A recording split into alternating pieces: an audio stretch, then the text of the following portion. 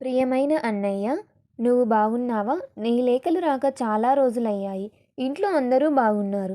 కానీ నీ అల్లరి, నీ నవ్వులు, నీ మాటలు మాకు చాలా గుర్తొస్తున్నాయి. నువ్వు నగరానికి వెళ్ళిన తర్వాత ఇల్లు ఖాళీగా అనిపిస్తుందన్నయ్య. అమ్మ ప్రతి ఉదయం నీ గదిని శుభ్రం చేస్తుంది.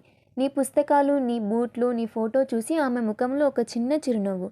కానీ కళ్ళల్లో నీకోసం ఒక ఆరాటం కనిపిస్తుంది. నాన్న బయటికి వెళ్ళేటప్పుడు ఎప్పుడూ అంటుంటారు, మన రమేష్ పెద్దవాడయి మంచి ఉద్యోగం చేస్తే చాలని. ఇంటికి నీ స్నేహితులు వచ్చినప్పుడు నీ కథలు చెప్పుకుంటూ మేము చాలా నవ్వుకుంటాము. కానీ నేను మాత్రం నిన్ను చాలా మిస్ అవుతున్నాను. నువ్వు ఉన్నప్పుడు నాకు ఎప్పుడు భయం ఉండేది కాదు. ఏ సమస్య వచ్చినా నా అన్నయ్య ఉన్నాడో అని అనుకునేదాన్ని. ఇప్పుడు చిన్న విషయమైనా నీ సలహా అవసరం అనిపిస్తుంది. గత వారం స్కూల్లో కవితల పోటీ జరిగింది. నా కుటుంబం అనే అంశంపై నేను రాసిన కవితకు మొదటి బహుమతి వచ్చిందన్నయ్య. నేను రాసింది నీ గురించే. నా అన్నయ్యే నా ధైర్యమని.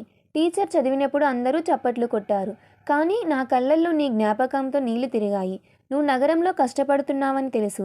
కానీ నీ ఆరోగ్యం జాగ్రత్తగా చూసుకో అన్నయ్య. ఎక్కువగా ఫాస్ట్ ఫుడ్ తినకు. అమ్మ చేసిన పచ్చడి పంపించాం. తినేసి మాకు లేఖ రాయ్. నీ చిన్నారి చెల్లెలు ప్రతిరోజు పేపర్ రీడింగ్ ప్రాక్టీస్ చేస్తూ ఉంది. నువ్వు మాకు ప్రేరణ అన్నయ్య, ఒక గర్వం. త్వరగా సెలవు తీసుకుని రా. మన తోటలోని మామిడి పండ్లు పండిపోతున్నాయి. మనం కలిసి చెట్టు కింద కూర్చొని తిందాం. నీకు ప్రేమతో నీ చిన్నారి చెల్లెలు ప్రియ. లేఖ నచ్చితే లైక్ చేసి సబ్స్క్రైబ్ చేయండి ఫ్రెండ్స్.